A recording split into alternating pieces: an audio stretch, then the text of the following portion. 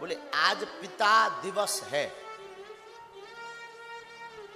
हमने कहा हमारे जमाने में जिस दिन पिता कूट दें उसी दिन दिवस मनाते थे। हा? आजकल हैप्पी फादर्स डे हो गया। हमारे यहां फादर्स डे बड़ा गजब मनाया जाता है।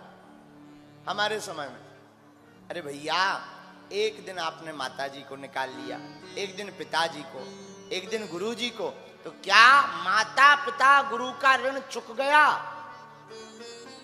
कदापि नहीं। हम प्रार्थना करेंगे माता पिता गुरु को एक दिन नहीं जन्म जन्म भी दो तब भी कम है। इसलिए हमारी प्रार्थना है, निवेदन है कि हम लोग भगवान को तो बहुत मानते, भगवान की नहीं मानते। इसलिए राजगढ़ के पागलों, हमारी विनम्र प्रार्थना आप स्वीकार करो। हनुमान जी रामचरित्र सुनने के बड़े रसिक हैं, भगवत कथा सुनने के बड़े रसिक हैं, तो बानर भी हनुमान हो गए। और इस भारत का बालक हमारे रामचरितमानस, गीता, गुरु, माता पिता की जो बालक या बालिका सुनेगा, तो जब बानर हनुमान हो सकता है तो वो बालक और बालिका महान हो सकती है।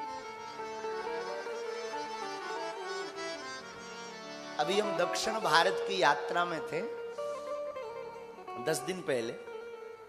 हम कथा भी हम इस बार ना बहुत गैप हो गया हमारे जीवन में ना, हमें लगता 8-10 दिन से ज्यादा हो गया, तब जाके 8-10 दिन बाद हम कथा कह रहे हैं। वरना 2-3 दिन के बाद 4 दिन 5 दिन बहुत ज्यादा हो जाता है। तो 5 दिन बाद ना, पता है हमको भी आप लोगों की ऐसी आदत पड़ गई, मन कहने लगता 2-3 दिनों पे लगने लगता अब यार अब और तो सब ठीक है, अब कहीं साउंड लगवाओ, अब कुछ बाजा बज जाए, कोई कथा हो जाए। हम तो कभी कभी अपने जितने सुन रहे हैं ना, कभी कभी अपने हनुमान जी से कहते कि हे बालाजी, कभी प्राण भी आए ना तो तेरे गीत गाते जाएं।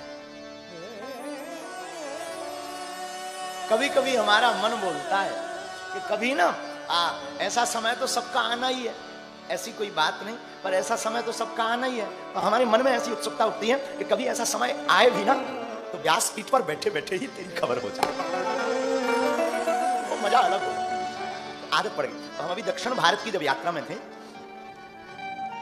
एक बहुत बड़े राजनेता हमारे पास आए मिलने को।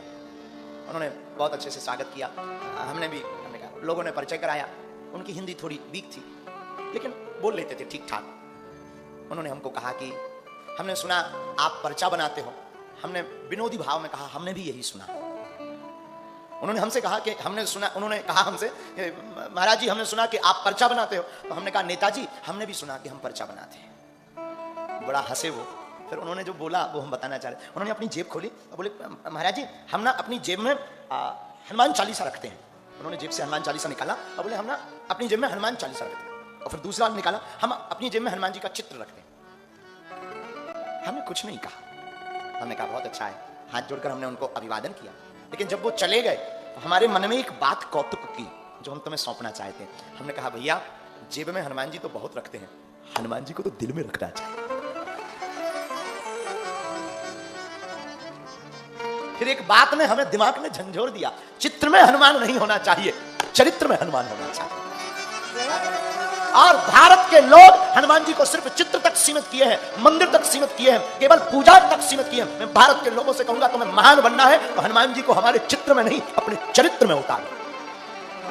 हमारा हनुमान चित्र लायक नहीं है, ये इसका चरित्र तो चरित्र लायक है। कोई इसके चरित्र को पढ़े तो अरे साहब हनुमान चालीसा पढ़ो तो कहते हैं बाबा और देवता चित्त न धरई हनुमत से सर्व सुख करई।